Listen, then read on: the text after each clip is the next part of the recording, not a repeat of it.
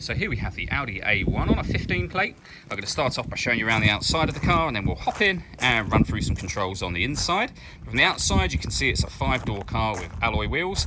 Let's start off inside the boots and then work our way around the rest of the car from there.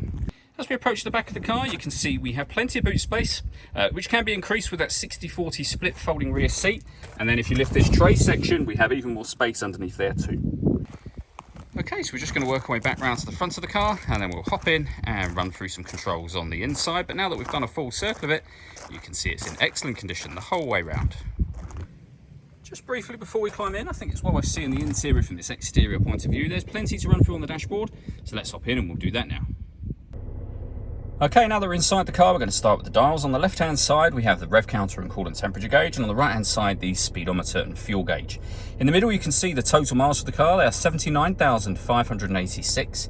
The information displayed above that can be changed using buttons on the steering wheel for various bits of trip computer information. If we back out to the steering wheel, the buttons I was using just a second ago are here. We've also got other menus available as well, which you can see up there. Over on the right-hand side, we have stereo and phone controls for the car. And then the main screen for the stereo is up here. So you can access your radio, and you'll be able to see that this car has got DAB, FM and medium wave radio. All of the controls for the screen are just here. So you have got buttons you can directly access: radio, media, car, for example, telephone.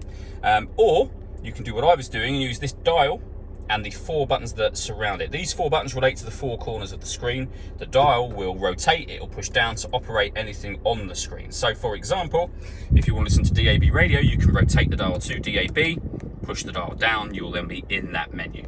We can go back to the main menu, and if you want to listen to your own music, you do that under the media heading just here. And again, top right-hand corner button will give you all the different ways you can listen to your own music in this car. And you can see amongst them, we've got Bluetooth audio. So once you pair up your phone, you'll be able to make and receive phone calls and also stream your music wirelessly as well. Directly below that, we have this button. This turns off the stop and start. This car is designed to cut out when it's stationary in traffic to save you fuel. You can turn that system off with our hazard warning lights just there. And then we have our CD player, main volume for the stereo, the buttons I went through just a moment ago with some SD memory card slots as well.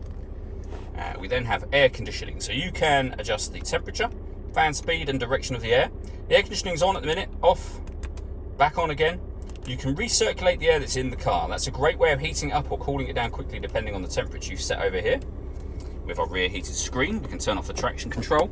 Drive select will change the way the vehicle behaves, so you can put it into auto so it decides for itself.